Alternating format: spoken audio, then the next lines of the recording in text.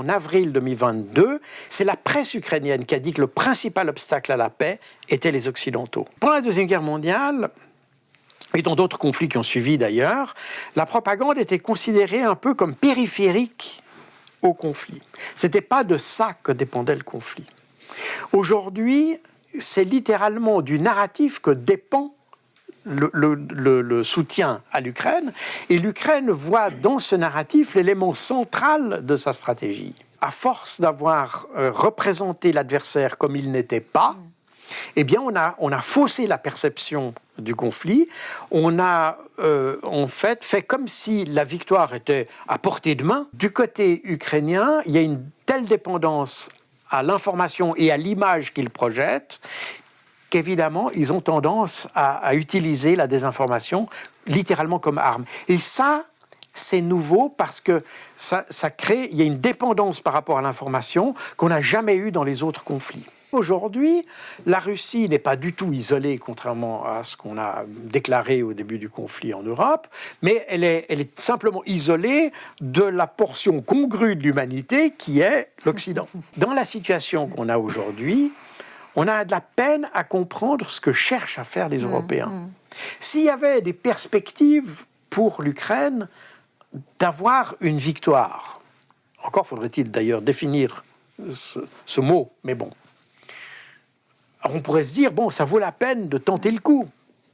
Mais là, on s'aperçoit qu'on est à court de tout, n'est-ce pas ? On ne sait pas du tout quels sont les buts de guerre. Quels sont les buts qu'on pourrait atteindre, tout simplement.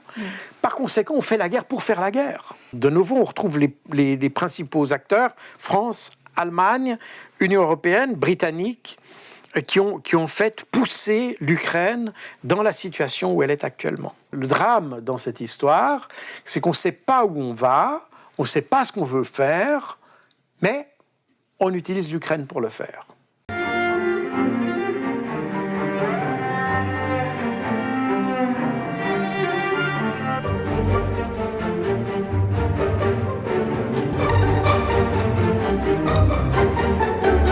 Bonsoir à tous et bienvenue sur l'antenne de QG, où j'ai le grand plaisir de recevoir à nouveau ce soir Jacques Beau, l'un des meilleurs connaisseurs du conflit russo-ukrainien.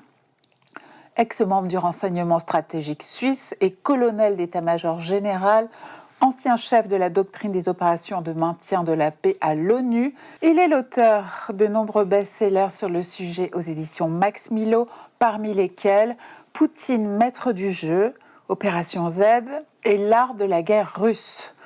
En ce mois de juin 2025, il publie Guerre secrète en Ukraine, un nouveau livre de révélation consacré aux opérations clandestines menées depuis 3 ans, loin des projecteurs, côté ukrainien comme côté russe.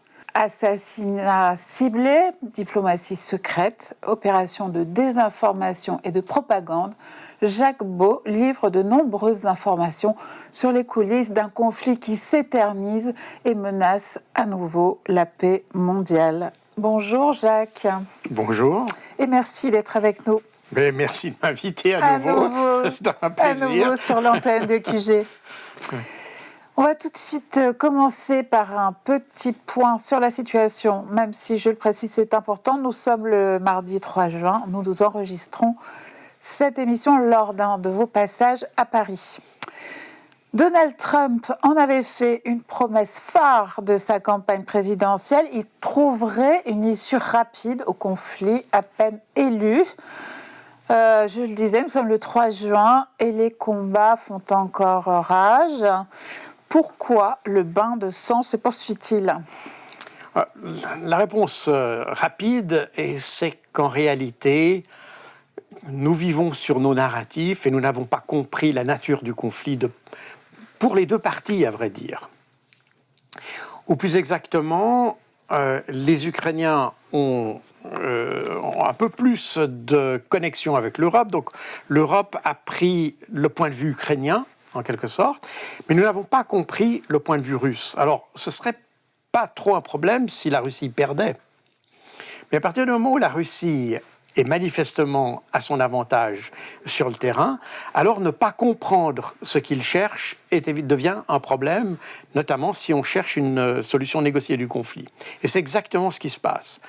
Donald Trump a très largement sous-estimé la complexité de la position des deux parties, c'est-à-dire la partie russe et la partie ukrainienne, on pourrait dire ukraino-européenne, on pourrait presque dire. L'envoyé spécial qui avait été nommé, Keith Kellogg, qui est un ancien général américain, n'a manifestement pas du tout compris la position russe. Donc il est arrivé avec une solution qui était totalement en décalage complet avec ce que les Russes pensaient faire. Et puis, il est parti un petit peu probablement sur l'idée que ce serait aussi simple, avec toute proportion gardée, parce que le problème est loin d'être réglé en Palestine, mais en Palestine, il avait réussi à avoir un cessez-le-feu en quelques jours, juste quand il est entré en fonction. Qui n'a duré qu'un mois. Qui n'a d'ailleurs duré qu'un mois, puisque de toute façon, avec les Israéliens, il ne faut pas s'attendre à ce qu'ils tiennent leur parole, ils ne l'ont jamais fait, donc on est dans un cessez-le-feu qui a été évidemment de courte durée. Mais néanmoins, il a été promulgué, et il a tenu pendant quelques semaines.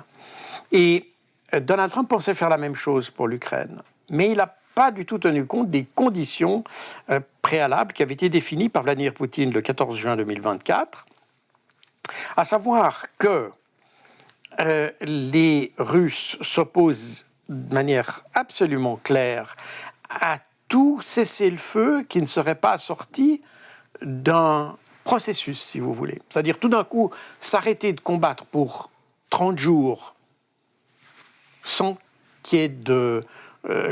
sans que ces 30 jours servent à quelque chose. Avec l'idée qu'en plus, l'Ukraine en profitera pour reconstituer ses forces. Voilà, c'est la seule fonction, en réalité. En revanche, si l'Ukraine disait « nous sommes prêts à négocier », alors la Russie est prête à cesser le feu tout de suite, si l'Ukraine est prête à négocier. Mais il y a plusieurs problèmes. Le premier problème, c'est que si l'Ukraine veut négocier, elle doit accepter deux conditions qui ont été énoncées très clairement par Vladimir Poutine le 14 juin de l'année passée, à savoir de libérer au sens retirer ses forces des 4 oblasts du sud du pays, Kherson, Zaporozhye, Donetsk et Lugansk, ce qui signifie d'ailleurs que les Russes ne s'attendent pas nécessairement à devoir les conquérir. Ils disent que ces oblasts doivent être libres de troupes. Point final. Première condition. Deuxième condition, que l'Ukraine renonce à sa demande d'adhésion à l'OTAN. Voilà. C'est les deux conditions préalables. Et si l'Ukraine veut négocier, ça veut dire qu'elle accepte ces deux conditions et que, par conséquent, on peut avoir un cessez-le-feu immédiat. Et ça a été dit explicitement par Vladimir Poutine le 14 juin de l'année passée. Mais personne n'a écouté ça. Résultat des courses, aujourd'hui, on essaye d'imposer à la Russie un cessez-le-feu sans tenir compte des conditions préalables qu'elle a formées. Mais comme elle est gagnante sur le terrain, eh bien, on n'a aucun moyen d'imposer un cessez-le-feu. On est plus ou moins obligé de passer par les fourches caudines des conditions qui ont été énoncées par Vladimir Poutine. Et c'est là où on a ce décalage entre l'Est et l'Ouest, si vous voulez, et on a ce décalage... Alors, Trump est au milieu de ce décalage, en réalité, parce qu'il n'a pas su comprendre ça. Donc, s'il avait réellement compris ça, qu'il avait compris les conditions initiales, qu'il s'était dit, bon, il faut donc que Zelensky accepte, ce qui est d'ailleurs, en fait, pas totalement exotique, puisque les pays de l'OTAN, ou plutôt les États-Unis et certains pays de l'OTAN, sont opposés à l'adhésion de l'Ukraine à l'OTAN. Et d'ailleurs, Volodymyr Zelensky, le 21 mars 2022, donc quelques semaines après le début de l'opération spéciale, avait déclaré à CNN qu'il avait demandé à Joe Biden qu'il fallait lui dire si oui ou non l'Ukraine serait membre de l'OTAN. Et Biden n'avait pas dit oui. Et Biden avait dit clairement, vous ne serez pas membre, l'Ukraine ne sera pas membre de l'OTAN, mais pour l'opinion publique, nous ferons comme si la porte était ouverte. Alors, effectivement, quand on lit le mémorandum remis par l'Ukraine à la Russie lors des pourparlers d'Istanbul. On voit qu'on est très très loin de ce que vous venez d'énoncer, puisque il n'y a pas d'abandon des oblasts envisagé. Il n'y a pas d'abandon de la liberté d'adhérer à l'OTAN et à l'Union européenne d'ailleurs envisagée. Et il y a aussi l'idée que la Russie puisse leur abandonner la Crimée, ce que vous n'avez pas évoqué à l'instant, mais ce qui est aussi un point, j'imagine, totalement rédhibitoire pour la Russie de Poutine. Et c'est vrai qu'on a un petit peu le sentiment étrange que l'Ukraine se comporte, pour ainsi dire, en vainqueur, tandis que le peuple ukrainien souffre énormément. Je crois qu'on peut se mettre d'accord sur cette question depuis 3 ans désormais. Comment est-ce possible ? Alors, en fait, le mémorandum qui a été remis par l'Ukraine est inspiré du plan en 10 points qu'avait fait Volodymyr Zelensky à la fin 2022, qui était en quelque sorte une sorte de déclaration de capitulation pour la Russie. En gros, c'est ça. Et c'est ce qu'on avait essayé d'imposer au cours d'un certain nombre de conférences internationales, dont celle de Bürgenstock de la mi-juin 2024. Et c'est d'ailleurs dans la perspective de cette conférence-là que Vladimir Poutine, le jour précédent, le 14 juin, avait émis les conditions pour qu'un cessez-le-feu soit faisable. Mais les Ukrainiens sont restés sur l'idée initiale, c'est-à-dire appartenance à l'OTAN, et puis la question de la restitution de toutes les terres qui sont occupées. Et évidemment, c'est une situation qui est complexe. Alors, d'abord, la Crimée, c'est une situation qui est un peu différente des 4 oblasts qui ont été repris, ou pris plus exactement, en 2022. La Crimée, il ne faut pas l'oublier, c'est un territoire qui était autonome, qui a été déclaré autonome avant même que l'Ukraine soit indépendante en 1991. Il y a eu un référendum d'autonomie en Union soviétique, à l'époque, référendum d'autonomie le 20 janvier 1991, où les Criméens demandaient à être placés sous l'autorité de Moscou et non plus sous l'autorité de Kiev. Et à l'issue de ce référendum, où la population a massivement voté pour être sous la souveraineté de Moscou, la Crimée est redevenue ce qu'elle avait été jusqu'en 1954, c'est-à-dire la République socialiste autonome de Crimée.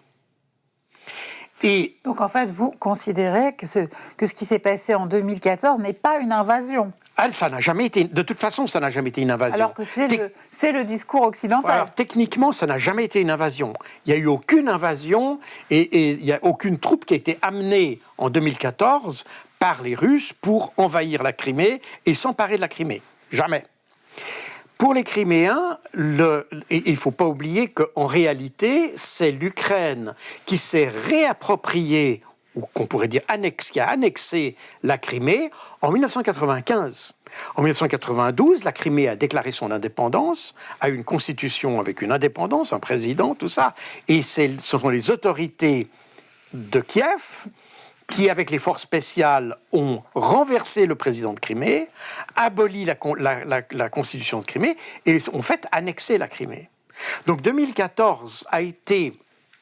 Et à l'occasion, naturellement, des changements qu'il y a eu dans l'Euromaïdan, c'est-à-dire l'abolition notamment du statut de la langue russe, qui a provoqué dans tout le sud de l'Ukraine une révolte, dont pratiquement chaque village s'est révolté. Et en Crimée, la population criméenne a dit que c'est l'occasion de revenir au référendum que nous avions fait en janvier 1991, de refaire ce référendum pour, en fait, souligner son actualité, et ils ont refait exactement le même référendum qu'en 1991, mais cette fois-ci, et en demandant leur rattachement à la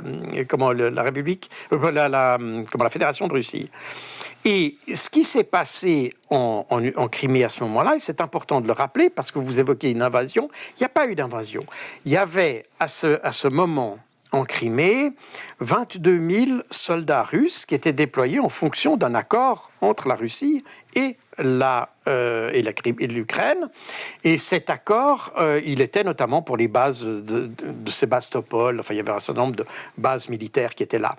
Et conformément aux accords, d'ailleurs, qui ont été signés, qui sont vérifiables, lorsqu'il y a eu les troubles entre les paramilitaires ukrainiens qui ont essayé d'imposer le nouvel ordre issu de Maïdan à la population criméenne, eh bien, les soldats russes, conformément aux accords prévus, se sont interposés pour remettre de l'ordre sur la périphérie de leur base, et c'est tout à fait conforme à la législation de l'époque. Alors on est d'accord que réclamer la Crimée aujourd'hui de la part de l'Ukraine, c'est un point de blocage indépassable pour la Russie, c'est quelque chose qui est absolument exclu parce qu'il y a 2 référendums populaires qui l'ont souligné. Et pour les 4 autres oblasts, alors c'est des oblasts qui ont été conquis militairement durant l'opération militaire spéciale qui a été déclenchée le 24 février 2022. Et en septembre 2022, il y a eu des référendums populaires dans chacun de ces oblasts où la population, ce qui n'était pas vraiment d'ailleurs une surprise, puisque la grande majorité de cette population était ethniquement russe, eh bien ils ont demandé leur rattachement à la Fédération de Russie. Et donc, alors, pour une dernière évocation sur la situation présente avant de passer dans la profondeur du conflit, l'Ukraine a frappé au cœur la dissuasion nucléaire russe. C'était le 1er juin dernier. On en a très peu parlé dans les médias occidentaux. 40 bombardiers, estimation, ont été détruits sur 3 bases, dont certaines très éloignées des frontières de l'Ukraine, à 5000 km. Et cela, la veille même des pourparlers de paix d'Istanbul.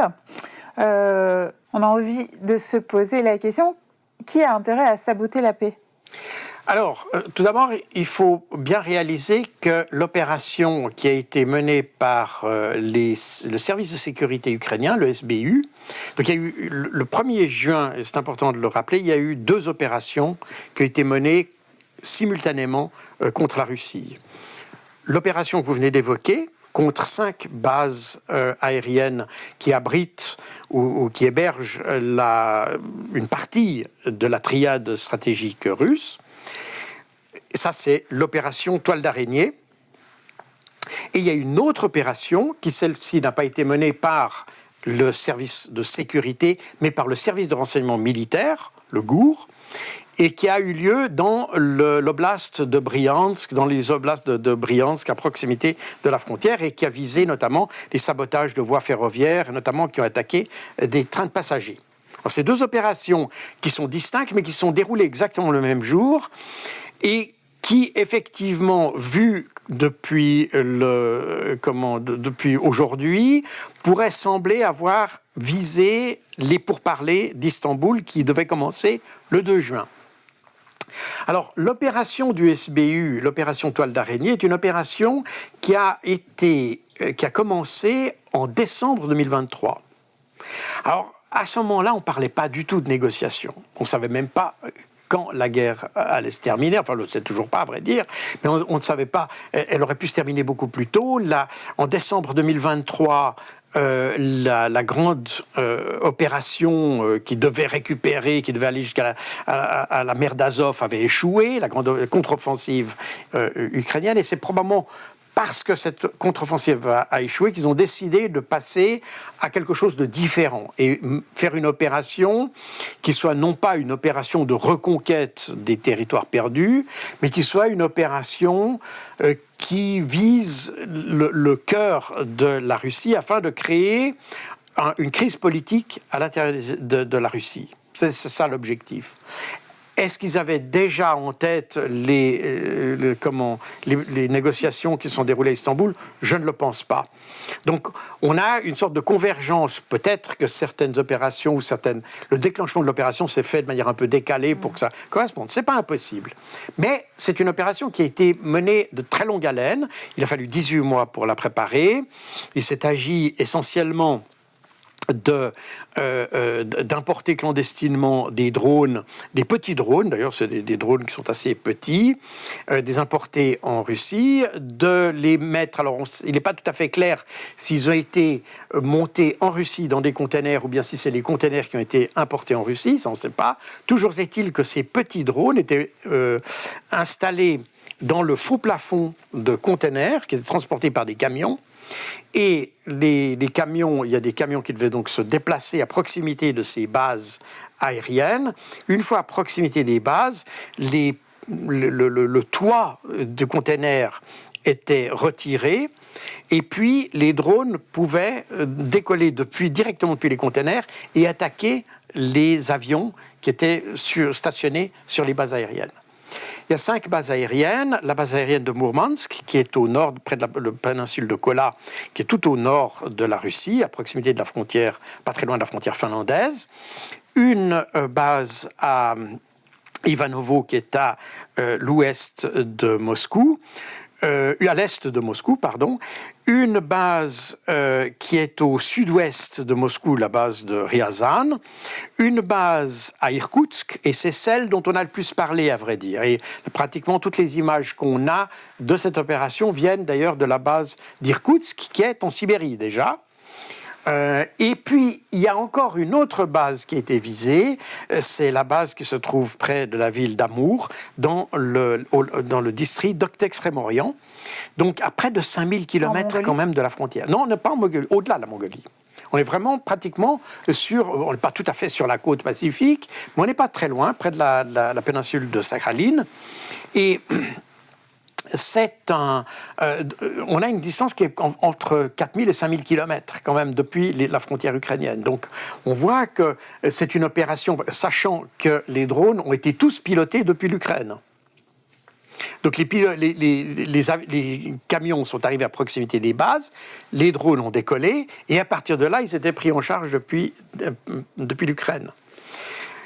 Donc ça signifie quand même une opération qui est assez sophistiquée, qui utilise des technologies relativement simples et accessibles, relativement bon marché, mais qui est sophistiquée dans sa dimension, je dirais, de coordination, si vous voulez, parce qu'il a fallu quand même amener tout ça et puis surtout ne pas se faire détecter. Parce que amener des gros containers comme ça, c'est pas. Alors, amener ces gros containers, ça n'a pas été sans peine, puisque ces containers étaient pourvus de mécanismes d'autodestruction.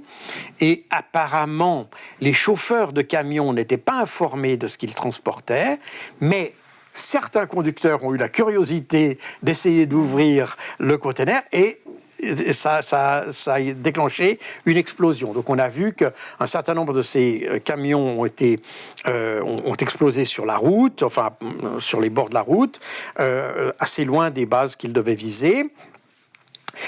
Lorsqu'ils sont approchés de certaines bases, la population, quand elle a vu les drones décoller des containers, la population est intervenue. Certains ont essayé d'ouvrir les containers ont explosé à nouveau, ça a fait des blessés.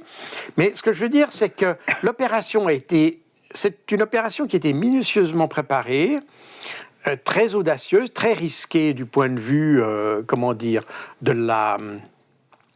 des probabilités de réalisation, si vous voulez. Mais c'est une opération qui, au final, n'a probablement pas fait 40 avions détruits dans la triade nucléaire, enfin des avions qui font partie de la triade nucléaire russe. Aujourd'hui, on ne connaît pas exactement les chiffres, mais ça oscille entre 6 et 13. Donc on est vraiment très en deçà, sachant que ces avions stratégiques, il y en a environ 90 qui existent déjà. Donc on est sur une perte d'engins, d'avions qui est relativement marginale par rapport aux capacités russes, donc qui ne vont pas affecter les capacités russes. Et là se pose une autre question. Je pense que la question n'était pas tellement de porter préjudice aux négociations en tant que telles. Je pense que l'idée, indépendamment du fait que la réalisation s'est faite le 1er juin, je pense qu'elle aurait peut-être pu se faire plus tôt ou plus tard, mais le but était le même, c'est de montrer que l'Ukraine avait une capacité d'action sur le territoire russe. Et que malgré les services de sécurité russes, eh bien, les Ukrainiens parvenaient quand même à déstabiliser ou créer un problème pour la capacité stratégique russe. C'était ça l'objectif, si vous voulez. Alors, venant juste avant les négociations, ça permet de donner une assise un peu plus grande à la délégation ukrainienne. Instaurer un rapport de force. Voilà, parce que sinon, sur le terrain, on n'a absolument aucun résultat. D'ailleurs, en fait, comme je l'ai dit, le résultat au final est marginal par rapport à la capacité nucléaire russe.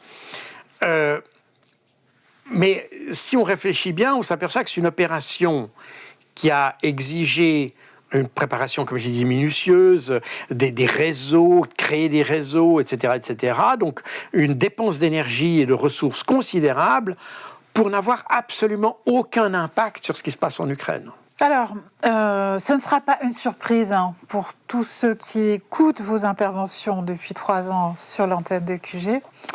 Mais évidemment, dans votre nouveau livre, Guerre secrète en Ukraine, vous livrez une fois de plus une vision où le conflit ukrainien n'est pas une simple guerre territoriale, comme on nous le présente dans les médias occidentaux, mais plutôt une guerre profondément idéologique et culturelle visant à utiliser l'Ukraine comme levier de déstabilisation de la Russie. Alors, brièvement, c'est un rappel, mais depuis quand les Occidentaux, l'OTAN en particulier, se préparent à une guerre militaire effective par proxy avec la Russie ? Alors, si on prend, il y a 2 manières de répondre à votre question. La première, c'est de se caler sur les événements qu'on a observés depuis une dizaine d'années, et dire c'est depuis 2014. Mais la réponse la plus exhaustive devrait tenir compte de ce qui s'est passé depuis la fin de la Deuxième Guerre mondiale, en réalité. Parce que si on regarde bien, on s'aperçoit que l'Ukraine a été choisie, littéralement, comme terrain d'affrontement entre l'Occident et l'Union soviétique dans un premier temps et la Russie dans un deuxième temps. C'est-à-dire que depuis la Deuxième Guerre mondiale, les Occidentaux essayent de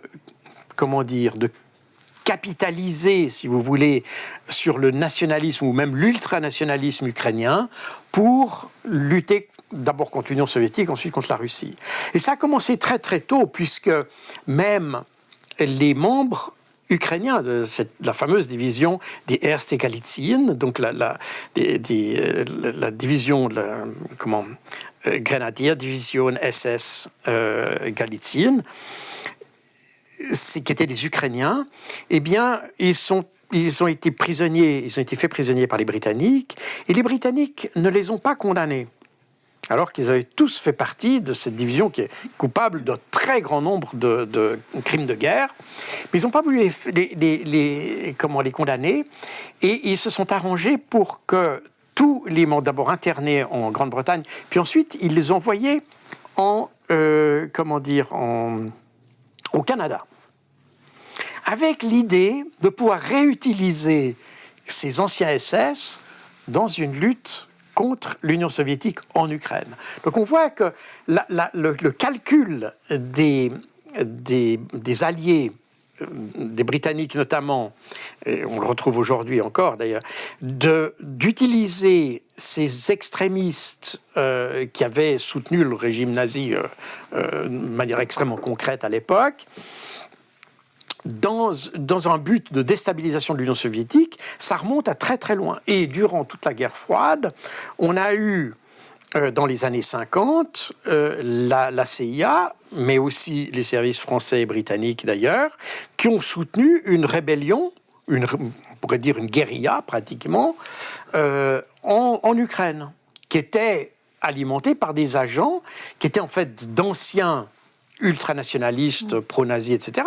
Stepan Bandera, typiquement, faisait partie de ces anciens militants ultranationalistes qui a oscillé pour et contre les Allemands, parce que les Allemands ont donné la première indépendance à une Ukraine embryonnaire à l'époque, en 1941. Ensuite, les Allemands ont vu que c'était un peu périlleux d'avoir un gouvernement aussi nationaliste, et donc ils ont essayé plutôt de réprimer ça. Donc l'histoire est très complexe, on ne va pas entrer dans tous les détails ici, mais toujours est-il que l'idée d'utiliser ces nationalistes, non pas pour créer une Ukraine indépendante, ça tout le monde s'en fichait, en revanche, d'utiliser ces nationalistes pour déstabiliser l'Union soviétique, plus tard, et parce que ce sont les mêmes, et on retrouve d'ailleurs les mêmes organisations de résistance qui étaient pendant la guerre, qui étaient alliées aux nazis, et qui aujourd'hui qui ont encore des bataillons, et qui portent le même nom, etc. Donc il y a une continuité qui fait qu'on a vraiment essayé, on n'a pas beaucoup posé de questions sur la morale ou l'éthique de réutiliser, de recycler ces anciens nazis. On a simplement, on les a exploités, et c'est un petit peu d'ailleurs ce qui ressort aujourd'hui quand on voit les déclarations de Lindsey Graham aujourd'hui qui disent que la guerre en Ukraine, c'est un investissement extraordinaire pour les Américains, parce pour chaque dollar dépensé, on lutte contre les Russes sans perdre une seule vie américaine. Donc c'est les vies américaines qui comptent, c'est pas les vies ukrainiennes. Et on est exactement dans cette même logique-là depuis la fin de la Deuxième Guerre mondiale en réalité. Mais c'est depuis 2014 que tout ça s'est affirmé avec la révolution de Maïdan, et où s'est installé un gouvernement non élu dans un premier temps. Par ailleurs, plus tard, il y a eu des élections, mais dans un premier temps, c'était un gouvernement non élu qui a essayé d'imposer des règles extrêmement nationalistes. Alors, ce que vous montrez dans ce nouveau livre, c'est que on a le sentiment que depuis 2022, en Ukraine, derrière le théâtre des opérations militaires, qui est en effet très sanglant, il y a aussi toute une guerre cognitive faite de désinformation, d'opérations de déstabilisation et de guerre psychologique qui a été particulièrement intense. Pourquoi est-ce que vous soutenez qu'elle est plus intense que dans d'autres conflits ? Elle est plus intense que dans d'autres conflits parce que, très rapidement, on a remarqué, alors pas dans les médias, mais les gens qui observent même au Patagone, à la CIA, tous ces gens-là qui suivent le conflit quand même, qui ne sont pas tous des idiots, ils sont aperçus que cette guerre tournait à l'avantage de la Russie. Et je vous rappelle que dès le lendemain du début de l'opération spéciale, dès le 25 février, Zelensky s'est aperçu que probablement il n'aurait pas dû se lancer dans cette aventure, et il a téléphoné au ministre suisse des Affaires étrangères pour qu'il organise une conférence de paix. Le lendemain du début de l'opération spéciale. Donc Zelensky a senti qu'il avait été un pas trop loin. Et c'est l'Union européenne qui l'a ramené dans les clous et qui a dit non, on ne négocie pas. Il y a eu un premier départ de négociation à la frontière ukraino-bélarusse, à Gomel, qui n'a pas duré très longtemps d'ailleurs, et les négociateurs ukrainiens ont d'ailleurs, pour beaucoup, été éliminés par les services de sécurité ukrainiens. D'ailleurs, ils ont été tout simplement éliminés, assassinés, tout à fait. Et c'est pas moi-même qui le dis. Ce qui est intéressant, c'est que ça a été dit même par le chef du renseignement militaire ukrainien, qui a dit que ses propres agents avaient été assassinés par le service de sécurité ukrainien. Donc ça montre qu'on a eu effectivement, à l'intérieur de l'Ukraine, il y a eu cette contre-réaction par rapport à la réaction de Zelensky, où on a dit non, on négocie pas, et l'Union européenne est arrivée avec un premier package d'armes, ou plutôt de crédits pour des armes. Mais Zelensky a compris, malgré ça, que ça ne le ferait pas quand même. Et c'est la raison pour laquelle il est revenu à la charge à la mi-mars, quelques semaines plus tard, et c'est lui qui a proposé d'ailleurs les premières négociations d'Istanbul, en fait. Et c'est lui aussi, c'est la partie ukrainienne qui a fait les premières propositions de paix qui visaient à ce moment-là, on était fin mars, début avril, où ces propositions, qui ont été d'ailleurs qui ont été vues très positivement par la Russie. La Russie était pratiquement d'accord. Et ce sont les Occidentaux qui l'ont arrêté. Et ce sont les Occidentaux qui les... On l'a dit plusieurs fois. Mais je crois que c'est très important de le rappeler. C'est très important de le dire. C'est principalement 3 pays. C'est la Grande-Bretagne, la France et l'Allemagne. On retrouve toujours les mêmes. C'est eux qui ont incité, ils ont utilisé, à vrai dire, ces négociations pour demander à la Russie de se retirer de la région de Kiev, en disant, si vous êtes sérieux dans les négociations, et les négociations prévoyaient qu'il y avait un retrait de la Russie, donc la France et l'Allemagne ont dit si vous êtes sérieux, retirez déjà en signe de bonne volonté pour ces négociations, retirez vos troupes de Kiev. Et c'est ce qu'ont fait les Russes, et à peine l'avaient-ils fait que de nouveau, Boris Johnson et autres. Et ce qui est intéressant, c'est que vous avez beaucoup de gens qui disent on le sait depuis que M. Naftali Bennett l'a dit en 2023 ou par là autour, et puis que ça a été, on le sait depuis 2020. Non, on le sait depuis 2022. Et en 2022, en avril 2022, la presse ukrainienne, et c'est là où ça devient intéressant, c'est la presse ukrainienne qui a dit que le principal obstacle à la paix était les Occidentaux.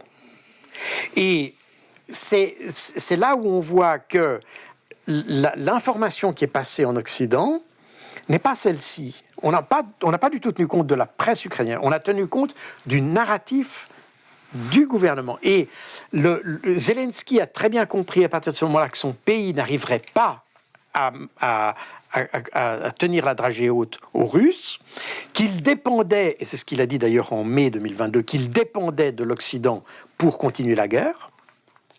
Et son armée a été systématiquement grignotée jusqu'à ce qu'on observe aujourd'hui.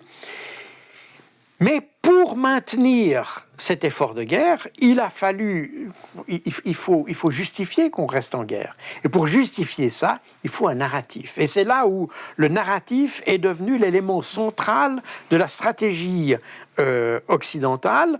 Et quand je dis occidentale, c'est jusqu'à l'arrivée de Donald Trump, on peut dire c'est tous les Occidentaux, y compris naturellement les Ukrainiens.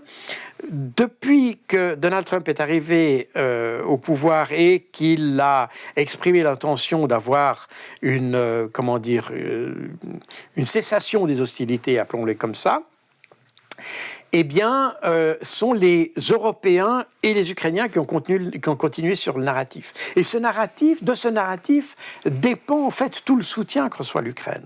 C'est pour ça qu'il était essentiel, et ça explique pourquoi en Europe, et particulièrement depuis que Donald Trump est arrivé au pouvoir, vous avez des mesures de censure qui se font qu'on n'avait même pas au début du conflit. Vous pensez à quoi précisément ? Je pense à toutes sortes de mesures qui ont été prises, par exemple en Allemagne, où tout d'un coup on a commencé à interdire un certain nombre de médias, où on a commencé à accuser certains médias d'être pro-russes, etc. Mais tout ça, c'est venu même très tardivement, alors que ces médias avaient toujours eu le même discours. Mais au fur et à mesure que la guerre évolue et que la défaite de l'Ukraine s'annonce comme inévitable, le maintien du narratif devient encore plus vital.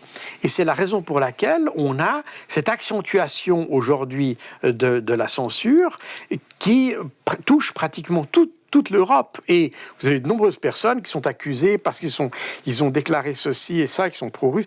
Et c'est en fait pour préserver le soutien à une Ukraine qui est en décomposition, que le bon sens du citoyen lambda ferait dire qu'est-ce qu'on fait, n'est-ce pas?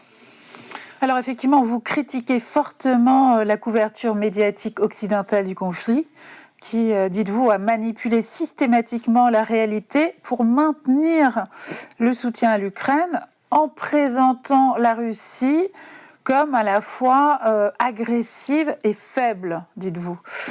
Et vous y voyez une des clés effectivement du soutien occidental qui perdure à l'Ukraine. Néanmoins, je vous pose la question, la propagande de guerre, ça a toujours existé. Qu'est-ce qui fait la spécificité de ce qui se passe en ce moment ? Alors, la propagande de guerre a toujours existé, c'est tout à fait juste, et elle avait dans sa forme, si on regarde les tracts qui étaient distribués pendant la Deuxième Guerre mondiale, de part et d'autre d'ailleurs, on s'aperçoit que le discours est à peu près semblable. La différence, c'est la centralité de l'information dans le conflit. Si vous voulez, pendant la Deuxième Guerre mondiale, et dans d'autres conflits qui ont suivi d'ailleurs, la propagande était considérée un peu comme périphérique au conflit.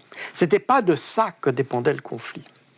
Aujourd'hui, c'est littéralement du narratif que dépend le soutien à l'Ukraine, et l'Ukraine voit dans ce narratif l'élément central de sa stratégie. Et c'est pour ça que l'Ukraine, même d'ailleurs à l'intérieur de l'Ukraine, a une censure vraiment draconienne avec vis-à-vis des journalistes. Il y a de nombreux journalistes qui ont été d'ailleurs éliminés parce qu'ils n'étaient pas d'accord avec le gouvernement. Quand vous parlez d'élimination, vous parlez de quoi ? Je parle d'élimination. Physique ? Ah oui, totalement. Oui, vous absolument. avez un exemple ? L'exemple qui me vient tout de suite à l'esprit, il y en a d'autres qui sont cités dans le livre, mais celui qui me vient à l'esprit, c'est celui de Gonzalo Lira, qui est un journaliste américain d'origine chilienne d'ailleurs, qui habitait à Kharkov et qui est marié à une Ukrainienne d'ailleurs, et donc il vivait à Kharkov. Et depuis le tout début de l'opération militaire spéciale, eh bien, il racontait ce qu'il voyait, tout simplement. Et d'ailleurs, ce qui est intéressant, c'est que je me rappelle très très bien dans les premières vidéos qu'il a faites sur le conflit, donc on était au début mars 2022, il disait déjà qu'il y avait qu'on enlevait des jeunes sur les trottoirs pour les forcer, on avait ce recrutement forcé, qu'il l'avait déjà vu à ce moment-là. Et puis il a continué, il était à Kiev à ce moment-là, au tout début, il logeait à l'hôtel, puis après il est retourné à Kharkov, il s'est fait arrêter, et puis finalement il a été arrêté par le SBU, c'était en 2023 si ma mémoire est bonne, était arrêté, torturé, et il a été éliminé. D'ailleurs, ce qui est assez curieux, beaucoup se sont inquiétés, ont demandé d'ailleurs au département d'État américain pourquoi le département d'État américain n'était pas intervenu. Parce que c'est citoyen américain, n'est-ce pas ? Et il n'y a pas eu de réponse à ça. Et c'était évidemment à l'époque d'Anthony Blinken, etc. Donc, on voit que le narratif a pris une importance considérable parce que c'est de ça que dépend, j'allais dire, la légitimité de l'aide qu'on apporte à l'Ukraine. Vous voyez que le discours qu'on a aujourd'hui de soutien à l'Ukraine, etc., il a sa légitimité dans le narratif, c'est-à-dire de raconter que les Russes sont ceci, qu'on est proche de la victoire, que l'Ukraine peut gagner. C'est Lindsey Graham qui le disait il y a 2-3 jours. Donc, on est sur une sorte d'imagerie qui est perverse parce que elle a... vous savez, à la guerre, surtout du point de vue russe et soviétique à l'époque, un des éléments centraux de la désinformation, c'est de vous faire passer pour plus faible que vous l'êtes. Ah oui, vous essayez de montrer que vous êtes moins dangereux que ce que vous êtes en réalité. Et la particularité de ce conflit, c'est les Occidentaux ont fait exactement ce qu'aurait fait la désinformation russe. Donc je dirais que les Russes n'ont même pas eu besoin de faire des informations. Nous l'avons fait pour eux, en quelque sorte. Et c'est d'ailleurs, je l'avais déjà cité dans des livres précédents d'ailleurs, où les soldats ukrainiens arrivaient sur le front. Alors, au bout de quelques jours, ils étaient totalement démoralisés parce qu'on leur disait « Mais vous, allez sur le front, vous verrez, il n'y a aucun risque. Les Russes n'ont plus de munitions, ils sont mal commandés, ils sont tous ivres. Et puis, quand vous arriverez, ils auront peur de vous, et c'est eux qui vont partir, etc. » Puis les soldats ukrainiens disaient « C'est exactement l'inverse qui se passe. C'est nous qui avons ces problèmes. C'est nous qui n'avons pas de munitions. C'est nous qui avons des gens qui sont drogués dans leur rang. On est mal commandés, on est abandonnés. Et c'est dans une des batailles, maintenant je ne me rappelle plus laquelle, où les soldats russes avaient dit le commandement, il s'est tiré, nous on est tout seuls ici, on n'a pas d'instruction et les Russes arrivent. Donc on est exactement dans des situations où, à force d'avoir représenté l'adversaire comme il n'était pas, eh bien on a faussé la perception du conflit, on a en fait comme si la victoire était à portée de main, en quelque sorte. Et on revient un petit peu d'ailleurs à ce qu'au début de la discussion, avec Donald Trump qui pense pouvoir faire la guerre en 24 heures. Parce que de nouveau... Qui pense pouvoir arrêter la guerre. Arrêter la guerre, oui, pardon. Faire la paix en 24 heures. Parce qu'il n'a pas réalisé que la Russie... Et si on regarde les rapports, alors cette fois-ci, les rapports militaires, notamment du commandement américain des forces américaines en Europe, il y a des rapports annuels sur l'état de la menace en Europe, et systématiquement depuis 2022, depuis 2023, je devrais dire plus exactement, ces rapports soulignent que l'armée russe gagne en puissance, donc n'est pas du tout affaibli. Alors effectivement, c'est le point le plus impressionnant de votre analyse. Vous allez jusqu'à dire que les gouvernements occidentaux se sont intoxiqués eux-mêmes avec leurs propres services de renseignement et leurs médias. Je vous cite sur ce point précisément. L'Occident s'est piégé lui-même dans un narratif erroné qui compromet toute stratégie rationnelle face au conflit russo-ukrainien. Exactement. C'est-à-dire qu'on est parti de l'idée que, et ça a été répété d'ailleurs à l'envi, la Russie ne peut pas gagner. Alors, ce qui cache le peu signifie plusieurs choses. D'abord, c'est le fait qu'il n'est pas possible qu'elle gagne parce qu'elle n'a pas les capacités de gagner. Mais il y a aussi qu'elle ne peut pas gagner dans la mesure où on ne la laissera pas gagner. Donc, on est dans ce narratif-là. Et ce narratif, il s'est traduit par la coupure décisive, pourrait-on dire, de tout dialogue avec la Russie. Et par conséquent, on n'a jamais évoqué, depuis 2022, la possibilité qu'on puisse s'asseoir autour d'une table de négociation à un moment donné. On a vraiment coupé tous les liens. Et c'est ce qui a d'ailleurs créé ces incertitudes lorsque, en février de cette année, Donald Trump, après être arrivé à son poste de président, a commencé à discuter, à rétablir un dialogue avec la Russie. On a tout de suite dit qu'il négociait la paix. Non, il n'y a pas eu de négociation de paix jusqu'à maintenant. Les seules négociations qu'il y a eu qui concernent une éventuelle résolution du conflit, c'est ce qu'on a vu à Istanbul, le 2 juin, peut-être qu'il s'est passé le 15 mai avant, enfin 16 mai plus exactement, avant, mais même là, on n'a pas discuté la substance même de la paix ou d'une résolution du conflit. En fait, jusqu'à maintenant, on n'a absolument pas discuté ça. Les négociations qui ont eu lieu entre les États-Unis et la Russie sont des négociations qui visent exclusivement à rétablir une communication. Donc, ce qui montre que cette communication avait été vraiment détruite de manière extrêmement significative. D'ailleurs, les premières négociations qu'il y a eu entre pas de négociations, mais discussions qu'il y a eu entre les différentes négociations, c'était à Riyad notamment et à Istanbul d'ailleurs aussi au mois de mars, visaient à rétablir, si vous voulez, le fonctionnement des ambassades respectives des Américains et des Russes, parce que les ambassades, d'ailleurs même le gouvernement américain a confisqué les biens immobiliers de la représentation diplomatique russe aux États-Unis. Donc il a fallu faire marche arrière avec tout ça, rétablir les droits diplomatiques de la légation russe aux États-Unis, remettre en place des structures, littéralement, remettre en marche ces structures, les reconnecter mutuellement, etc. Et c'est en fait ce qu'on a vu, l'essentiel du travail diplomatique qu'on a vu entre Américains et Russes jusqu'au mois de mai, c'est ça. C'est le rétablissement de la relation diplomatique. Mais vous noterez que ce rétablissement de la communication s'est fait entre Américains et Russes, mais pas entre Européens et Russes. Et donc là, on a encore aujourd'hui une espèce de vide. Il y a une sorte de bulle européenne qui vit un peu de manière autiste quelque part.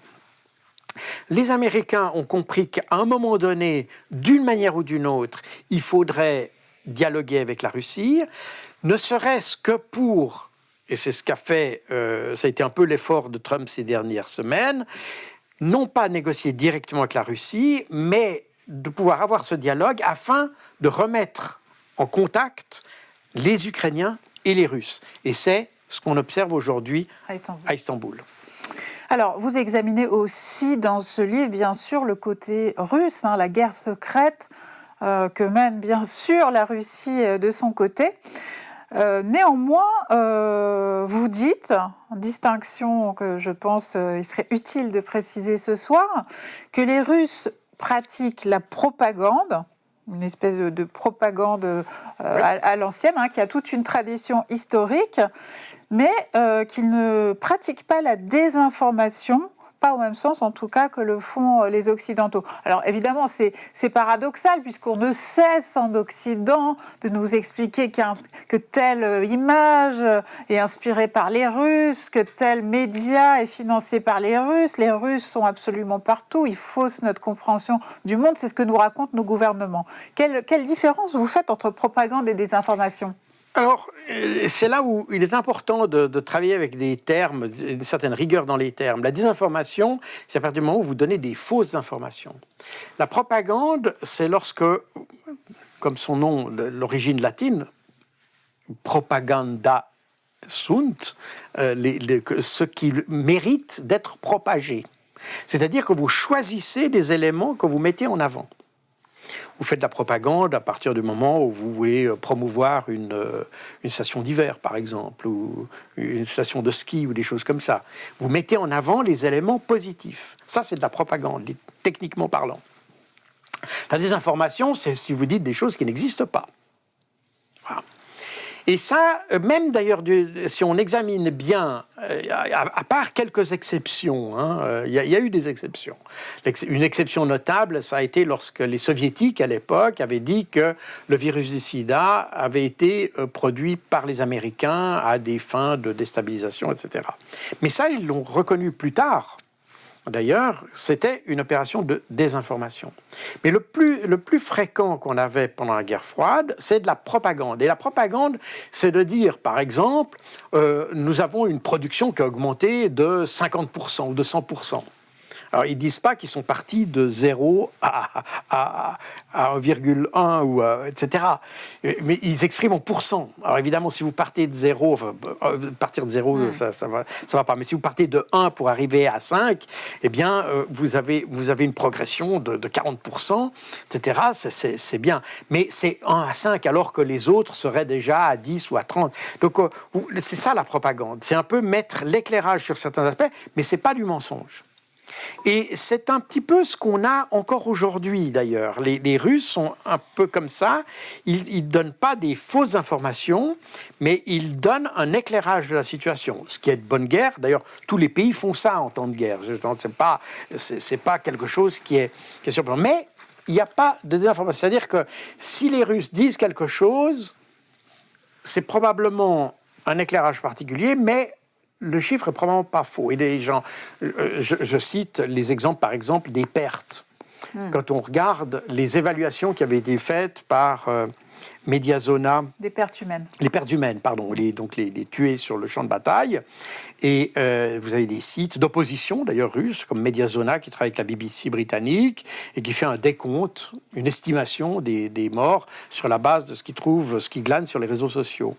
Eh bien, quand on regarde les chiffres qui avaient été annoncés par le gouvernement russe, à 2 occasions, ils ont donné des chiffres précis. Après, ils n'en ont plus donné parce qu'ils ont vu que probablement ce n'était pas une bonne chose à faire, mais à 2 occasions, ils ont donné des chiffres précis, et quand on compare avec les estimations de Mediazona, de nouveau un site d'opposition, on s'aperçoit que c'est très très proche, et même quelquefois, Mediazona donnait moins de victimes que ce que disait le gouvernement. Donc, on constate que lorsque les Russes disent quelque chose, alors évidemment, il faut toujours être prudent.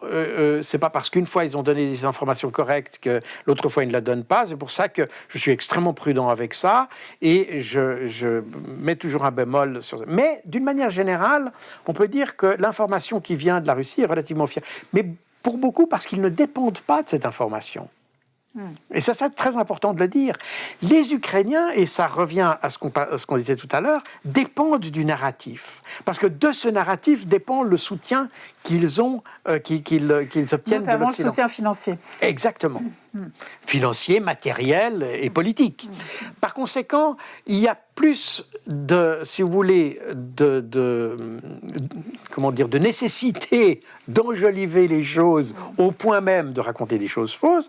Et d'ailleurs, quand on regarde aujourd'hui les chiffres prenant les victimes, eh bien, aujourd'hui, pratiquement à ce jour, enfin, peut-être pas aujourd'hui même, mais disons que ces jours, pourrait-on dire, le nombre de victimes tel qu'il a été établi par Mediazona sur la base de leur méthodologie, qu'on peut discuter ou pas, mais c'est que la Russie aurait perdu environ 105 000 hommes sur le champ de bataille.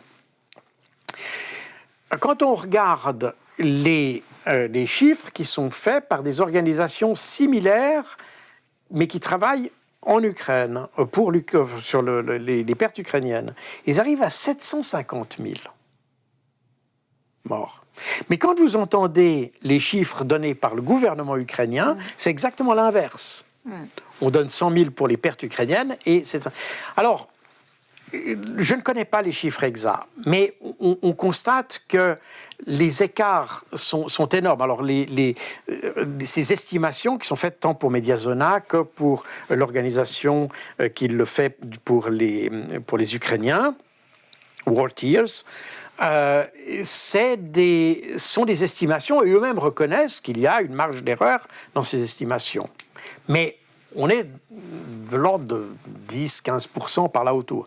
Alors que ce que nous dit le gouvernement ukrainien est carrément l'opposé de la réalité.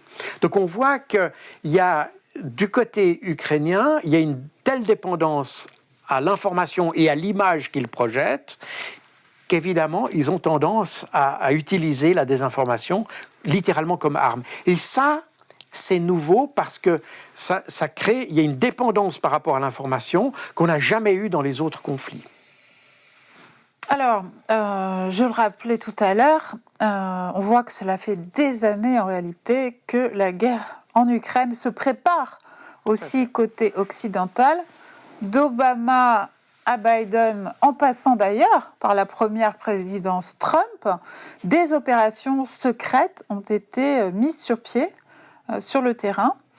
En 2021, pour n'en citer qu'une, les États-Unis ont même mis en place des agents dormants en cas d'invasion russe. Nous avons aussi par ailleurs entraîné d'abondance militairement des groupes nationalistes extrêmes et extrêmement dangereux sur le terrain. Est-ce que vous pouvez nous décrire un petit peu plus précisément quelques-unes de ces opérations ? Alors, il y a eu, comme je l'ai dit, de nouveau, on est dans la continuité de ce qui a été fait depuis la Deuxième Guerre mondiale, où on a utilisé cet ultranationalisme que certains appellent néonazisme, etc. Enfin, j'entends, il y a différentes appellations, on ne va pas entrer dans tous les détails, on pourrait nuancer selon les différentes composantes de cette mouvance, on pourrait dire. Mais on ne va pas entrer dans les détails, on va les appeler ultranationalistes.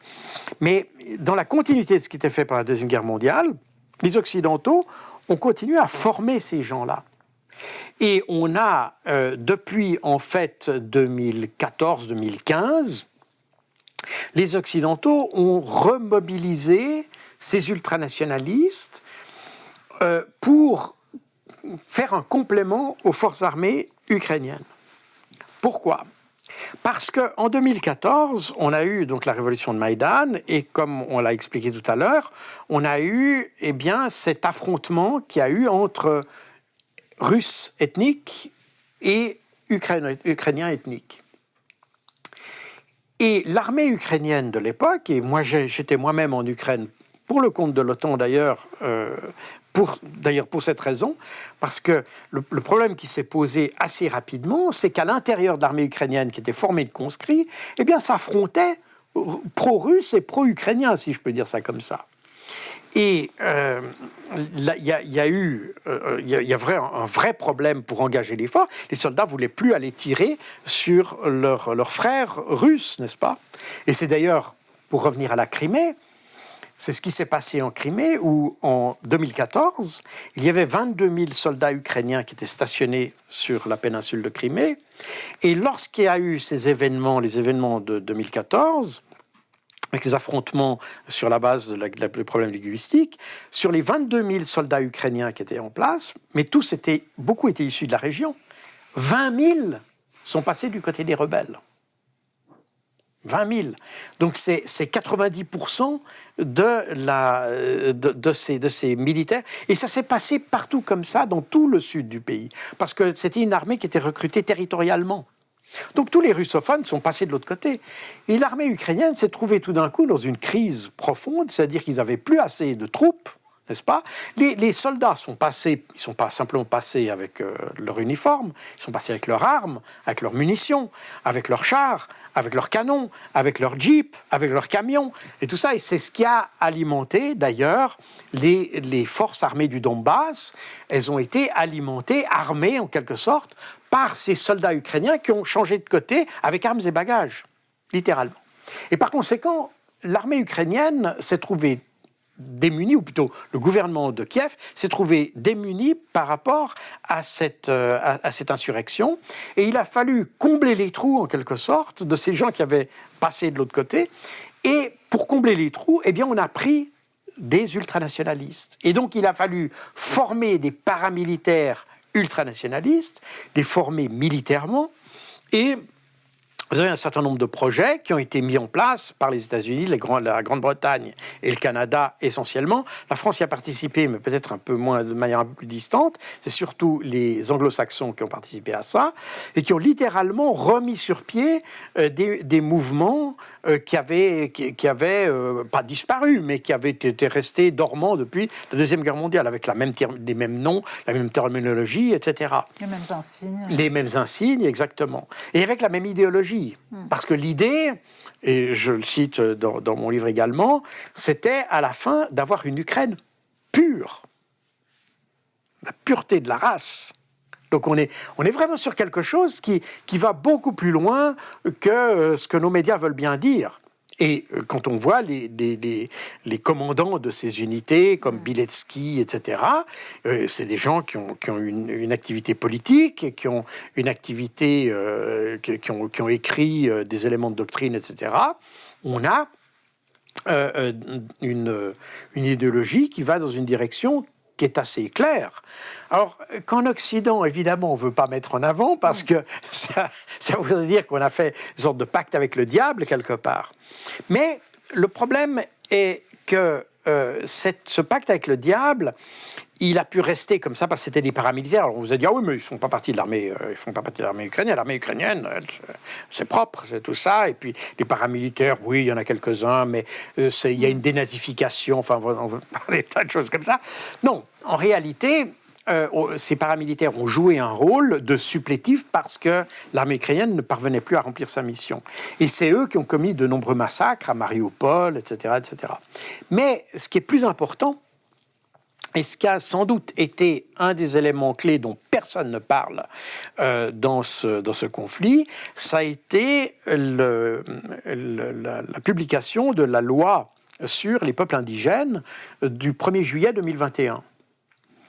Et cette loi dit en substance que les citoyens, les Russes vivant en Ukraine, c'est-à-dire les ethniquement russes qui vivent en Ukraine, n'ont pas les mêmes droits de citoyens que les autres citoyens ukrainiens. Parce qu'ils ne sont pas indigènes. Et certains ont comparé cette loi depuis le 1er juillet 2021 comme la variante ukrainienne des lois de Nuremberg de 1935. Où on faisait la distinction entre les juifs, c'était pour les juifs, enfin, c'était dirigé contre les juifs, mais on faisait une distinction entre les Allemands purs et ceux qui n'étaient pas purs, en quelque sorte. Et c'est la même chose qu'on a là. Et c'est la raison pour laquelle, d'ailleurs, et si vous écoutez bien les discours de Sergei Lavrov, vous verrez que c'est la raison pour laquelle on revient à ces 4 régions du Donbass, Kherson, Zaporozhye, Donetsk et Lugansk, c'est la raison pour laquelle les Russes ne veulent pas rendre ces régions, parce qu'ils disent, si on rend ces régions, ils seront soumis à cette loi, et donc on ne va pas remettre des Russes dans un système où légalement ils sont citoyens inférieurs. Voilà. Et le fait de conserver ces 4 régions, et c'est là où on commence à boucler un peu la boucle, si vous voulez, fait partie du concept ou de cette idée de dénazification dont avait parlé Vladimir Poutine le 24 février. Je vous rappelle qu'il avait donné 2 objectifs à cette opération militaire spéciale. L'un était la démilitarisation, et c'est ce qui se fait par la destruction systématique des forces armées ukrainiennes, et probablement, dans le futur également, la démilitarisation concerne la non-appartenance à l'OTAN. Et la dénazification, c'est naturellement combattre ces milices, et ça a été notamment le cas à Mariupol en mai 2022, ou en mars même 2022, ou d'ailleurs, fin mars 2022, l'armée russe avait dit « Notre objectif de dénazification est atteint ». À partir du moment où Mariupol, vous vous rappelez, ce régiment Azov qui avait été encerclé à Azovstal, à Mariupol. Et là, les Russes avaient considéré qu'ils avaient atteint un premier objectif. Mais le deuxième, c'est d'empêcher que les populations russes retombent sur des lois qui finalement rappellent des discriminations raciales. Alors, petit point, enfin si on peut dire, compte tenu de son importance morale, avant de revenir à la situation présente et aux perspectives de paix à venir, vous comparez le meurtre ciblé d'officiels ukrainiens à des actes de terrorisme, et même vous comparez ça au terrorisme islamiste. Alors, est-ce qu'on peut vraiment, au sujet de l'Ukraine, au sujet des Ukrainiens, employer le terme d'opération terroriste à l'égard de la Russie, sachant tout de même que la Russie est l'agresseur dans cette histoire depuis 2022 ? Alors, il faut distinguer les choses, et ce que j'essaye de faire dans mon ouvrage. Si on prend, par exemple, cette opération toile d'araignée qu'on a vue ces derniers jours en Ukraine, où les services secrets russes sont attaqués à ces bases stratégiques russes. Les Russes l'appellent terrorisme. Pour moi, ça n'est pas du terrorisme à proprement parler, puisqu'on est dans une situation de guerre.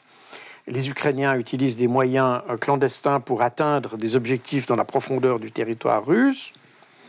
On peut vraiment discuter la notion de terrorisme dans ces cas-là. Et ça, pour moi, ça n'est pas... Là, on est sur quelque chose qui est... de nouveau, le terrorisme est toujours des définitions nationales. Pour moi, c'est une affaire militaire. Clandestine, certes, mais militaire. Quand on parle de terrorisme, on parle d'autre chose. On parle même pas des assassinats de personnalités politiques ukrainiennes qu'on a vus un peu partout en Europe, dans le monde, à vrai dire, pas seulement en Europe, mais dans le monde, qui ont été menées des liquidations d'opposants politiques. Ça, c'est autre chose. On a vu aussi des liquidations de Russes. On a beaucoup d'oligarques russes qui... Tout à fait. Voilà, qui sont morts dans des conditions pour le moins mystérieuses. Et dont, d'ailleurs, les services secrets ukrainiens se sont vantés de les avoir liquidés. Donc ça, c'est une chose qui est importante à relever. Hein. Il y en a beaucoup de choses. Donc beaucoup prêtent ça à Vladimir Poutine, vous savez. Oui, parce qu'ici, tout ce qui n'est pas... tout ce qu'on n'arrive pas, on ne veut pas expliquer, on l'attribue aux Russes. Mais le problème est que... Kirilo Boudanov, qui est le directeur du renseignement militaire ukrainien, a dit qu'il le faisait. Donc c'est eux qui ont même assumé l'élimination de ces Russes à l'étranger. Ils ont dit qu'ils l'ont fait et qu'ils continueront à le faire. Donc on n'est pas du tout sur des affaires épisodiques comme ça, ça fait partie d'une politique. Est-ce que ça fait partie du terrorisme? On peut discuter. Ce qui fait partie du terrorisme, très clairement, c'est les actions qui sont menées contre la population russe en Russie. Et, de nouveau, je ne compare pas avec l'État islamique simplement parce que, comme font aujourd'hui nos médias, c'est-à-dire que dès qu'il y a quelque chose, on compare évidemment avec le plus méchant, etc. Non, je compare les déclarations des uns, la finalité des attentats. Pourquoi les Ukrainiens s'attaquent à la population civile en Russie ? Et Volodymyr Zelensky l'a dit lui-même. Il a dit qu'il faut que la population russe sente la guerre. Et l'idée est la suivante. L'idée, c'est que on crée, en touchant des cibles civiles en Russie, on pousse la population à créer une crise politique en quelque sorte. Et à dire, oui, non, mais c'est pas à nous de supporter la guerre, etc. Et à promouvoir un changement de pouvoir en Russie. Donc, il y a une finalité politique, c'est utiliser la population civile comme moyen de pression sur le pouvoir politique. Et c'est ça, ça répond exactement, mais pratiquement mot pour mot, à ce qu'a voulu faire l'État islamique en 2015-2016 en France. Les islamistes ont chaque fois... Alors évidemment, personne... Provoquer un délitement social. Non, c'est même pas ça. Et d'ailleurs, si vous écoutez, de nouveau, ce qui est dommage, c'est que la censure qui vient s'imposer, je vous rappelle que pour les attentats terroristes, Manuel Valls avait dit lui-même, comprendre, c'est expliquer, plutôt expliquer, c'est excuser. Et, alors, comprendre doit permettre de résoudre le problème. Mais là, on a voulu empêcher ça parce que l'État islamique, et ça de manière extrêmement systématique, alors je ne cherche pas à prendre la défense, mais de nouveau, il faut comprendre le mécanisme pour le combattre. Et le comprendre, ça veut dire le comprendre sous toutes ses facettes, en dépit de ce qu'on peut, de ses propres préjugés. Et l'idée des islamistes, c'était la suivante, c'est de dire, vous êtes dans une démocratie, d'accord, donc ça veut dire que c'est vous qui pouvez dire à vos politiciens ce qu'ils font, puisque c'est une démocratie. Donc on va vous faire une pression sur vous pour que vous manifestiez dans la rue pour qu'on arrête la guerre en Irak. C'est ça l'idée. En Ukraine? Non, je parle de l'État islamique. Mais l'Ukraine, vous avez raison, c'est le même principe. C'est qu'on attaque la population civile pour qu'elle fasse pression sur les autorités politiques. Et c'était la même chose. Ce qu'attendait, à vrai dire, le modèle des islamistes, pour venir faire cette petite parenthèse, c'était ce qui s'était passé à Madrid en 2004. Où, après les attentats de Madrid du 11 mars 2004, il y a eu donc ces attentats dans les trains de Madrid. Et après, alors là, les islamistes ont mal analysé le phénomène, mais ce qui s'est passé, vu de l'extérieur, c'est que peu de temps après les attentats, le gouvernement espagnol a décidé de retirer ses forces d'Irak. Voilà. Le problème, c'est que les islamistes ont mal analysé ce phénomène. En réalité, ce qui s'est passé, c'est qu'il y a eu des élections dans l'intervalle et que le nouveau gouvernement qui a remplacé le gouvernement Aznar avait déjà dans son programme de retirer des forces d'Irak et qu'en réalité, les attentats n'ont eu absolument aucun impact là-dessus. Mais les islamistes ont mal interprété ça et ils ont essayé de répéter ce modèle-là. C'est-à-dire, on fait des attentats pour que la population, ensuite, pousse son gouvernement à se retirer d'Irak. Et c'est ce qui a d'ailleurs conditionné les attentats qu'il y a eu en 2005 à Londres, etc., et jusqu'à maintenant. Toujours est-il que en Ukraine, c'est le même raisonnement qu'on prend. Et c'est pour ça que ça nous choque, parce qu'évidemment, on dit « Ah, État islamique, etc. » C'est pas du tout la même idéologie, c'est pas du tout les mêmes objectifs et tout ça. Néanmoins, la méthodologie est à peu près la même, c'est-à-dire qu'on prend finalement la population en otage pour imposer un changement politique. Et c'est ce mécanisme qui doit être compris, je pense, pas seulement dans la perspective du conflit ukrainien, mais d'une manière plus générale, parce que c'est de cette compréhension que découlera notre manière de résoudre le phénomène terroriste. Et le phénomène terroriste, ça aussi c'est quelque chose qui est important, le mot terroriste, aujourd'hui, on l'applique qu'à ceux qu'on n'aime pas, n'est-ce pas? Donc, il y a les bons terroristes, il y a les mauvais. Il y a ceux qui sont en Syrie, Alors, il faut vite enlever quand même les 10 millions qu'ils ont sur leur tête, parce que ça plaît pas, etc. Donc, on manipule un peu les choses.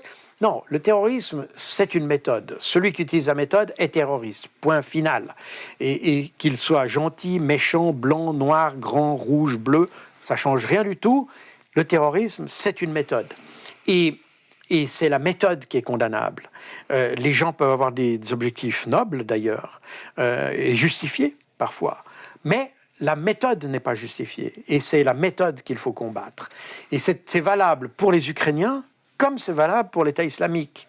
Que l'Ukraine se batte, et je l'ai dit à plusieurs reprises, je crois même d'ailleurs sur votre plateau, si j'étais ukrainien, je me battrais comme un Ukrainien sans doute, et si j'étais russe, je me battrais comme un Russe sans doute. Parce qu'on est dans ce contexte, on défend ce qu'on pense devoir défendre. Tout ça, c'est normal et c'est logique. Et je ne pense pas qu'on peut avoir un grief contre ces gens-là. Par contre, la méthode, elle, est condamnable. Et c'est valable tout aussi bien, d'ailleurs, pour un gars de l'État islamique.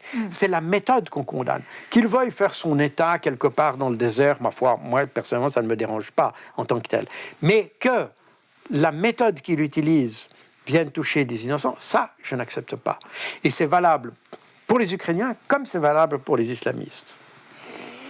Alors, pour en venir à la situation actuelle et aux perspectives de cessez-le-feu ou voire de paix, qui aujourd'hui a intérêt à la poursuite de la guerre, alors même que l'administration américaine, la nouvelle, dit vouloir la stopper? On voit bien que les États-Unis continuent à financer la guerre. Bon, ils avaient suspendu les crédits à un moment donné, mais ils les ont rétablis. Est-ce que les États-Unis ont progressivement perdu le contrôle de la situation en Ukraine, ou bien est-ce que tout ça est un faux semblant et que finalement, même aux États-Unis, des forces différentes sont en présence? Alors, c'est une réponse qui est extrêmement complexe, à vrai dire, parce que c'est un peu tout ce que vous avez dit. D'abord, les Américains, enfin l'administration Trump, pour être plus précis, souhaitent effectivement se retirer. En fait, ce que souhaitent les Américains, c'est se retirer de ce conflit. Trump n'est pas un amoureux de la paix. Ce n'est pas un pacifiste. C'est simplement quelqu'un qui a été élu sur un programme qui est de « Make America Great Again ». Voilà. Et pour atteindre cet objectif, il lui faut combattre le principal obstacle à ce que l'Amérique devienne grande, c'est la Chine. Voilà. Ça, c'est l'essence de la chose. Et par conséquent, ce qu'il souhaitait faire, je dis souhaitait parce que je ne suis pas sûr que la réalité lui permette de le faire, mais enfin bref, ce qu'il souhaitait faire, c'est donc se dégager de tout ce qui peut absorber des ressources financières, militaires, politiques et autres, tous ces petits conflits, même le conflit en Palestine d'ailleurs, le conflit avec l'Iran, tout ça pour lui sont des choses très secondaires par rapport à son objectif. Et donc, ce qu'il voudrait, c'est se dégager de ces conflits. Voilà, c'est ça le but final. Le problème, c'est que pour l'Ukraine, et ça, maintenant, je pense que c'est un phénomène acquis par tout le monde, y compris et surtout par les Américains, enfin par l'administration américaine, c'est que ce conflit a été très largement créé, provoqué par les Américains. Et que, par conséquent, ils ont une responsabilité morale dans la sortie de crise, en quelque sorte. Et je pense que Donald Trump ne veut pas, si vous voulez, se dégager de ce conflit à la manière dont Joe Biden s'est dégagé du conflit afghan. Voilà, c'est un peu ça. Par conséquent, il essaye de sortir par la grande porte, si on peut dire ça comme ça, en disant l'administration Biden, c'était l'administration qui a fait la guerre, l'administration Trump, c'est celle qui fait la paix. Voilà. En gros, c'est le schéma général. C'est la raison pour laquelle Trump s'implique dans le fait d'avoir une solution au conflit. Maintenant, je ne suis pas sûr qu'il ait une stratégie très précise sur la manière d'atteindre ça. Il ne sait pas très bien comment faire. Il pensait que la Russie était beaucoup plus faible que ce qu'elle était et que par conséquent, il aurait un levier sur la Russie, par les sanctions, par les choses comme ça. Mais aujourd'hui, et d'ailleurs Sergei Lavrov l'a dit lui-même lors d'une récente interview avec CBS, il a dit, nous, vous pouvez remettre les sanctions, nous, ça ne nous dérange pas du tout, on vit avec, ça fait très longtemps qu'on vit avec, et au contraire, nous, on voit plutôt les sanctions comme un stimulus. Donc, vous pouvez continuer à les appliquer. Et le 18 mars, d'ailleurs, Vladimir Poutine a déclaré lors d'une réunion du syndicat des entrepreneurs et des industriels russes, il a dit dans une allocution, il a dit, de toute façon, les sanctions sur la Russie ne disparaîtront pas. Elles sont systémiques, elles font partie de l'arsenal de l'Occident pour essayer de nous contenir. Et par conséquent, ne comptez pas à ce que les sanctions disparaissent. Donc les Russes sont partis dans l'idée qu'il y aura des sanctions, qu'il y en aura même plus, etc. Et puis, on a fait tellement avec ces sanctions qu'aujourd'hui, d'ailleurs, on est un peu démunis parce qu'on s'aperçoit que tout ce qu'on a fait, aujourd'hui, on parle même d'un 19e paquet de sanctions. Donc ça devient absolument ahurissant. Enfin, maintenant, ils sont en train de ficeler un 18e paquet et on parle déjà du 19e. Donc, on voit bien que tout ce qu'on a fait ne fonctionne pas et que, par conséquent, les Européens ne savent même plus comment trouver une solution à tout ça. Et on voit bien que tout ce qu'on peut ajouter aux sanctions, finalement, ça va être que des emplâtres sur des jambes de bois. Par conséquent, il n'y a plus de pression aujourd'hui sur la Russie. Et ça, c'est ce que Trump a découvert. C'est qu'il a découvert une Russie qui était finalement beaucoup plus confiante en elle-même qu'elle ne l'était auparavant, qui a beaucoup plus de potentiel qu'elle ne l'avait avant, qu'elle a tissé, parce que la diplomatie russe, durant ces 3 dernières années, elle n'est pas restée comme la diplomatie européenne focalisée sur le conflit en Ukraine. La diplomatie russe, elle s'est attachée à créer d'autres liens, à encourager les BRICS, à travailler sur d'autres continents, etc., pour tisser des liens avec le reste du monde. Ce qui fait qu'aujourd'hui, la Russie n'est pas du tout isolée, contrairement à ce qu'on a déclaré au début du conflit en Europe, mais elle est simplement isolée de la portion congrue de l'humanité qui est l'Occident. Voilà. Et ça, c'est le problème des Américains. Donc, ils pensaient pouvoir agir sur la Russie, puis aujourd'hui, ils s'aperçoivent qu'ils ne peuvent pas. Et maintenant, ils sont à court de ça. Alors, ils essayent de faire pression sur Zelensky, mais ils s'aperçoivent, et là aussi, je pense que Trump a été un peu déçu de l'attitude des Européens, parce qu'il s'attendait à ce que les Européens allaient le soutenir dans son initiative de faire cesser la guerre. Mais pas du tout. Les Européens, aujourd'hui, au contraire, viennent surenchérir avec Zelensky et au contraire le pousser à davantage de guerre. Et c'est là où ça devient très pervers, parce que dans la situation qu'on a aujourd'hui, on a de la peine à comprendre ce que cherchent à faire les Européens. S'il y avait des perspectives pour l'Ukraine d'avoir une victoire, encore faudrait-il d'ailleurs définir ce mot, mais bon, on pourrait se dire, bon, ça vaut la peine de tenter le coup. Mais là, on s'aperçoit qu'on est à court de tout, n'est-ce pas? On ne sait pas du tout quels sont les buts de guerre. Quels sont les buts qu'on pourrait atteindre, tout simplement. Par conséquent, on fait la guerre pour faire la guerre. Voilà. Et ça, je pense que les Américains ont compris. Parce que Trump, il a un objectif, c'est de se dégager et d'avoir une sortie honorable de ce conflit, et si possible, même faire cesser le conflit. Mais il ne sait pas comment y parvenir. Il n'a pas de stratégie. Les Occidentaux n'ont même pas défini d'objectif, et donc ils n'ont pas de stratégie pour atteindre. Donc ils suivent simplement Zelensky.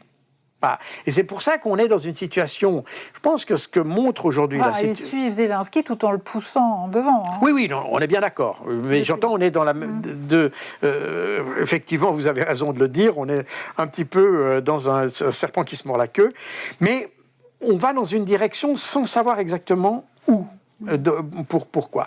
Et je pense que ce que manifeste la crise qu'on observe aujourd'hui, depuis 3 ans à vrai dire, c'est la déficience fondamentale du leadership occidental. On a des chefs, des dirigeants qui ne savent pas où ils vont, qui naviguent à vue, littéralement, qui n'ont pas de perspective, qui se goberge de beaux mots, n'est-ce pas? Ça, c'est Emmanuel Macron, les grandes expressions, les choses comme ça. Il faut que, faut qu'on, faut tout ça, mais il y a rien qui vient se greffer sur ces mots. Il n'y a pas de stratégie, il n'y a pas d'action, il n'y a rien. On dit des choses, on dit d'ailleurs un jour quelque chose, le lendemain son contraire. Donc on voit que c'est des gens qui ne savent pas où ils veulent aller. Et le drame dans cette histoire, c'est qu'on ne sait pas où on va, on ne sait pas ce qu'on veut faire, mais on utilise l'Ukraine pour le faire. Alors, au risque de faire hurler pas mal de monde, vous concluez le livre en disant que finalement, seul Donald Trump fait preuve d'un peu de pragmatisme et de lucidité dans cette affaire. Et vous citez sa fameuse réponse à la question qui était de savoir quelles concessions la Russie pourrait faire à l'Ukraine pour parvenir à un accord. Et il a répondu la chose suivante, ne pas prendre toute l'Ukraine. Oui, c'est dramatique. Et moi, si vous avez, je sais que vous avez lu mes livres sur gouverner par les fake news, etc. Je ne suis pas tendre avec Trump parce que je pense que c'est quelqu'un qui a des qualités sans doute humaines, mais je pense que c'est quelqu'un qui est totalement désordonné dans sa... Il a sans doute une vision de choses. Mais je pense qu'il n'a pas la discipline intellectuelle pour avoir de vraies stratégies pour y parvenir. Et par conséquent, il tire un peu à gauche et à droite. Et puis, c'est ce qu'on observe d'ailleurs avec l'Ukraine. C'est une fois, il tire là-dessus, une fois là. Il voudrait que ça se termine. Il sent que ça sert à rien de continuer. Et ça, c'est un peu, quelque part, c'est un peu son mérite. Il faut quand même l'admettre. On peut lui reconnaître le mérite d'avoir entamé ou repris un dialogue avec la Russie. Et je pense que ça, c'est déjà un pas considérable. Même si, jusqu'à maintenant, ça n'a pas vraiment été très loin. Mais au moins, il a essayé de faire le geste. Et ça, c'est déjà pas mal. Il a le courage de dire « on s'est trompé ». Et ça, je pense que c'est déjà un pas en avant, quelque part. Donc, on est dans cette situation où on a des dirigeants, notamment Trump, qui s'aperçoit qu'on est sur le faux chemin, mais il ne sait pas comment revenir en arrière, il ne sait pas comment faire pour que les autres le suivent dans sa réflexion. On constate quand même que des gens qui le suivent, qui sont pourtant des néoconservateurs, des gens comme Keith Kellogg ou Marco Rubio sont des néoconservateurs. Donc le néoconservatisme, c'est amusant, quand Trump est arrivé au pouvoir, on a attribué le néoconservatisme aux démocrates. Mais en réalité, c'est un phénomène bipartisan, le néoconservatisme aux États-Unis. Comme je l'ai dit souvent, la lutte contre la Chine, la lutte contre la Russie, le soutien à Israël, toutes ces choses-là sont des phénomènes qui sont bipartisans aux États-Unis. Vous prenez démocrates, républicains, d'ailleurs, typiquement les deux plus extrêmes contre la Russie aujourd'hui, le sénateur républicain Lindsey Graham et le sénateur démocrate Richard Blumenthal. Ils sont d'ailleurs toujours les deux ensemble. Ils représentent assez bien ce côté bipartisan de la haine contre la Russie, quelque part. Ils ont à peu près le même discours, d'ailleurs, de part et d'autre. Donc, on est un petit peu dans cette situation. Donc, le mérite de Trump, c'est d'avoir essayé de briser la glace et essayer d'avoir un dialogue. Et je pense que, quel que soit le problème, moi, j'ai été conseiller militaire pour le ministère des Affaires étrangères en Suisse. J'ai été moi-même engagé dans des négociations de conflits plus régionaux, notamment en Afrique. Et je pense que l'essentiel d'un observateur extérieur dans un conflit, c'est d'essayer que le dialogue se maintienne. Et c'est le mieux qu'on puisse faire. Et à partir du moment où on fait tout pour que le dialogue ne se passe pas, alors là, c'est là où ça devient extrêmement pervers. Et c'est, je pense, la situation que l'Union européenne aujourd'hui est une attitude très perverse, quelque part. Dernière question, Jacques. Quand on voit les positions maximalistes, finalement, des deux parties actuelles, l'Ukraine et la Russie, on ne comprend pas très bien comment on va en sortir. Il y a la question de la Crimée, il y a la question des 4 oblasts, il y a la question de l'adhésion à l'OTAN, bien entendu. Tout ça semble insoluble. Ce serait quoi un bon deal actuellement, un deal juste et surtout un deal pérenne qui puisse instaurer une véritable paix durable en Ukraine à vos yeux? Alors, la réponse courte à votre question, c'est qu'une réponse juste, c'est celle qui respecte la réalité des faits. Ce n'est pas une situation imaginaire, premièrement. Donc si on part de ça, eh bien, on s'aperçoit que la Crimée est russe, que les 4 oblasts sont russes, etc. Ce ne sont pas des positions si extrêmes en réalité. Puisque vous regardez aujourd'hui, la question de la Crimée, beaucoup disent, y compris aux États-Unis, la Crimée, c'est russe. La position des 4 oblasts. Alors aujourd'hui, la question se pose de savoir si la Russie doit conserver son autorité sur les territoires qu'elle occupe. Vous savez qu'elle occupe grosso modo 70% des 3 oblasts de Kherson, Zaporozhye et Donetsk.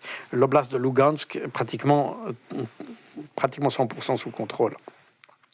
Mais pour les 3 autres, c'est 70%. Et alors certains disent, la Russie peut s'arrêter à ces 70%, et puis voilà. C'est-à-dire qu'on déjà à 70%, on est d'accord pour que la Russie conserve ses terres.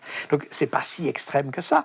D'autre part, quand on parle de la question de l'OTAN, on en a parlé au tout début de notre conversation, l'idée que l'Ukraine ne fasse pas partie de l'OTAN est une idée que Joe Biden, ses conseillers, que Trump avait déjà admise.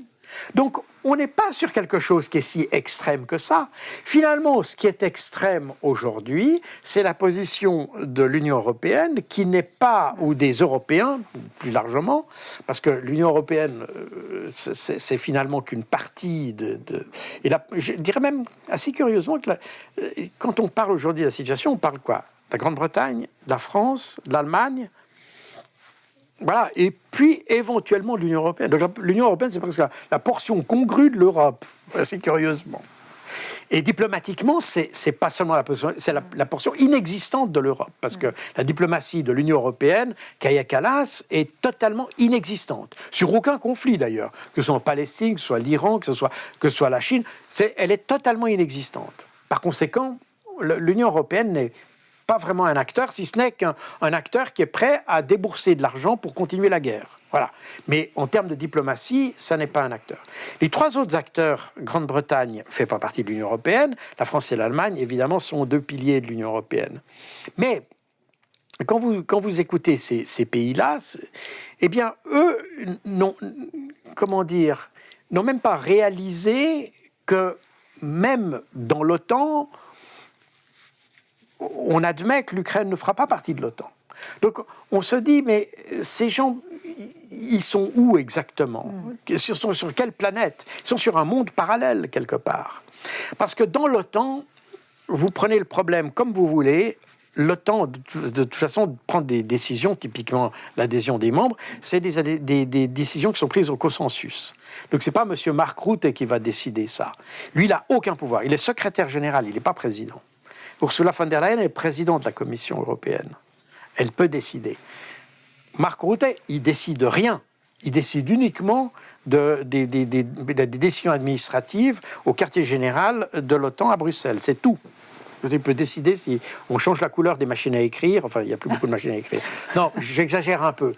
Mais il faut bien comprendre cette distinction-là. Mark Rutte n'a aucun pouvoir, comme son prédécesseur Jens Stoltenberg. Le pouvoir revient au Conseil de l'OTAN qui décide par consensus. Or, dans ce Conseil, le primus inter pares, ce sont les États-Unis. Parce que l'OTAN a été créée autour des États-Unis, autour de la capacité nucléaire américaine. Et c'est la raison pour laquelle, si les Américains ne veulent pas que l'Ukraine entre dans l'OTAN, vous pouvez oublier, même si les 31 autres membres, ou peut-être 32 autres membres aujourd'hui, sont d'accord pour que l'Ukraine entre, si les États-Unis ne veulent pas, elle n'entre pas. Donc, on est sur des positions qui sont assez claires, qui ont été d'ailleurs déclarées à plusieurs reprises, mais que, pour des raisons que j'ignore, les dirigeants d'Allemagne, de Grande-Bretagne et de France n'admettent pas.